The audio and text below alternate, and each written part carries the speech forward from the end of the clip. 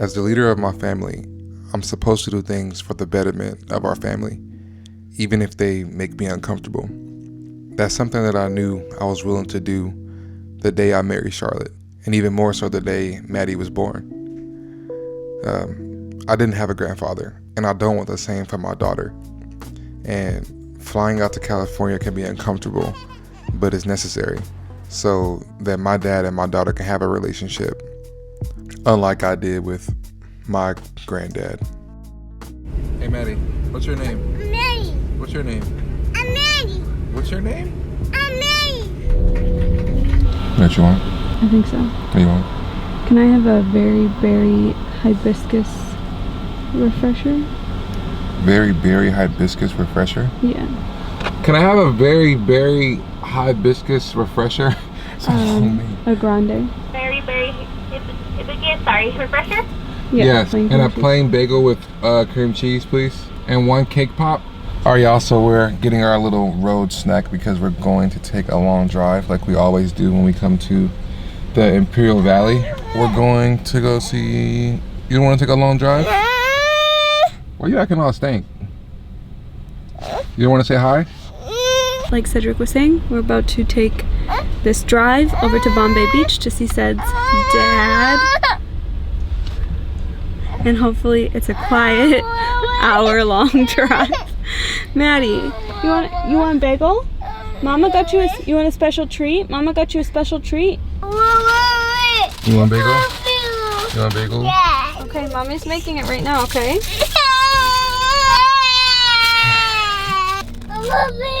Okay, one sec, Mama's making it. Here it comes. You want a bagel? Yeah. You have to stop crying, okay? Okay. Here you go. There you go. What do you say? Hot. It's hot? You let it cool down? Yes. You can't get it on your clothes, okay?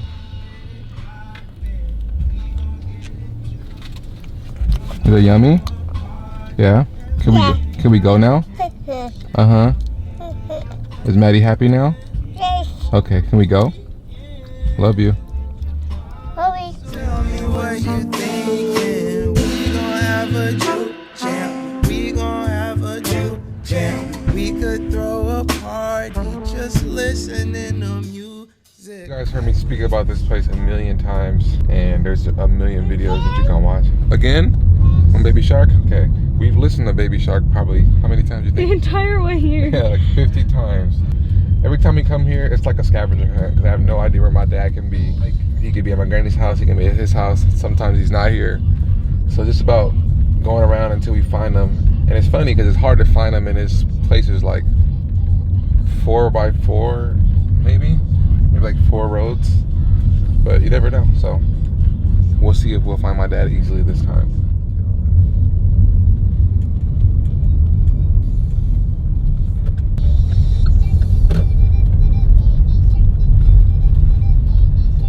He's there or not. No, I can't. His bike's not there. At least not that I see. Alright, so my dad's here, and one way we know that he's here is that his bike's here. That's how we always find him, is wherever his bike's at. But my dad doesn't like the camera, so I'll always just go in there and warm him up first with Maddie, and then maybe later on we'll have the camera. So I'm gonna go see if he's in there and take Maddie, and maybe I'll see y'all in a little bit because my dad really does not like the camera. So you need the car on for you for the air.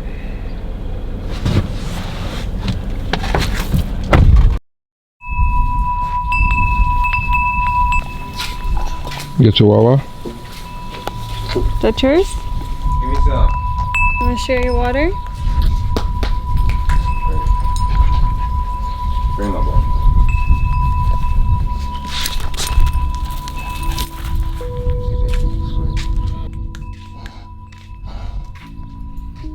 So my daddy ended up being here. We're just chilling, playing with the dogs while Maddie's playing with all the dogs. So we're just gonna chill here in Bombay for a little while until we gotta go.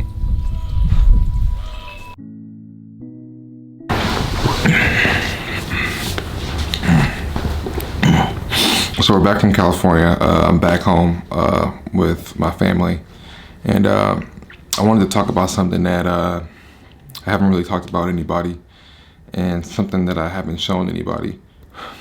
And this has come up because being with my dad just makes me realize so much about me as a father and him as a father and his situation, and really just fathers in general, and specifically black fathers. This came up because there is this awkwardness every time I go back home to California. There's this emptiness that I feel between Maddie and my dad and myself now that me and my dad never really had when I was growing up, but now this gap is starting to happen. A while ago, I took my dad to go see his dad, and it was awkward for me because I don't really know him, and to be honest with you, my dad doesn't really know his dad. And when we went,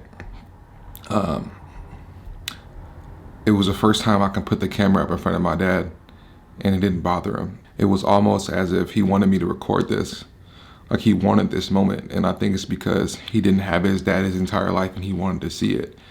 When I took my dad to see his dad, it was one of the most awkwardest things I've ever encountered in my entire life. Hello there, young man. How you doing? How's it going there, young man? How you doing? How are you? Good to see you.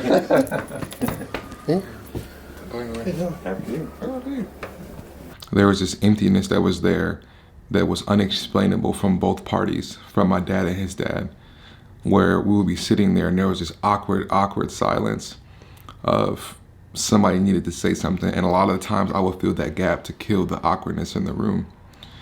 And what I noticed more than anything was my dad will always be reaching out to him in these conversations, yearning to grab something from him, to try to have some relatability. And when we were in the house and my dad kept yearning for these conversations, I noticed something about my granddad that I wasn't sure if my dad noticed. Every time they spoke, my granddad could not look my dad in his eyes. He couldn't bear to look him in his eyes, and I realized that my granddad was holding this pain that I don't even think he really understands. And in that pain that he felt, he's passing along to my dad. And what I'm realizing now is that that pain that my granddad gave my dad is now coming on to me. When we got in the car, after we left my dad's house, we drove off and it was quiet. And I'm sitting there with him, and then he finally speaks to me. He said, "CJ." And I said, "Yeah." He said,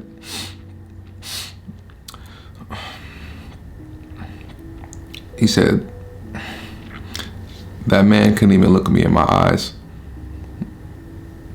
Every time I spoke to him, he couldn't look me in my eyes."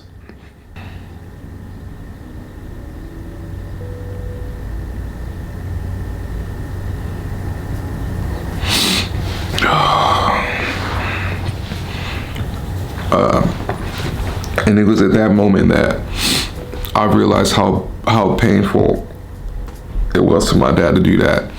And I realized how much he's yearning for this relationship that just isn't there. And now that like this cycle is being passed down to me because I feel it from my daughter and my dad, I don't want that feeling for either one of them. So I'm trying all I can to break this mold and to break this thing. But I realize it's a generational curse that needs to be broken. I think it's something that's across all families. If I'm being completely honest with you, I don't really care to have a relationship with my granddad because I don't know him. And it's all I've ever known. And I don't want that from my daughter. I don't want that emptiness because I'm sure that I'm dealing with something internally that I've buried so deep that I don't even know that's there. And I don't want that from my kids. You know, my dad had no other male figures in his life except his older brother who went to jail for life when my dad was 13. And other than that, it was his dad, and his dad wasn't in his life. This cycle is constantly happening in the black community. The stereotype of a black dad not being there is something that, you know, I want to break. And not only that, I want to break it a generation before me, which is my dad and his relationship with my daughter. And I know how important it is to break this because us as men, black men, who go about the world looking for identity, looking for father figures in the streets, looking for father figures in coaches and sports, and music. I was lucky enough to have a dad who raised me right, even with the tough background that he had. He knew right from wrong, and he knew what to do for his kids. And now I feel like it's my responsibility to break the granddad, I don't even know what to call it, the granddad relationship. I'm willing to go through the awkwardness. I'm willing to go through the flying, the traveling, the uncomfortableness, all of it, because I know it's worth it in the end. And I think a lot of the times we aren't willing to fight because we're waiting for the other person to budge, but it's our responsibility to take a first step, because that's what a leader does. That's how you lead a family. And I'm willing to do that. And even though there's awkward silences, you know, when I went to Bombay, there's still hope. Because at some point my dad got comfortable with Maddie to where, you know, they could have a little relationship, they can have a little connection. And I think those little pieces like that, every single time, with persistence and consistency and love and patience, it'll all come. Go get your glasses. Here, put your glasses on. Look, go get them. Come on. Here. You put them on. Wow. Let me see. The movie star? Put them on. Let me see. If they done to my eyes. See that? Look, cross-eyed.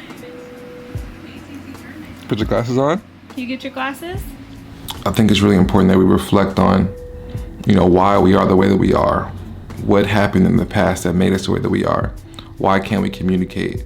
Why does this relationship that we want, we can't go after it because of these feelings that are inside of us that we can't explain? I don't know the answer for everybody, and I know that the more that I do soul searching, the more that I look at my family and our background and the things that have happened that are continuously just being passed down, I realize that I can break these things with persistence and consistency.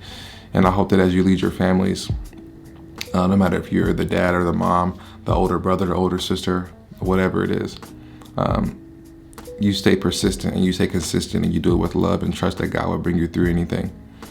So that's all I got.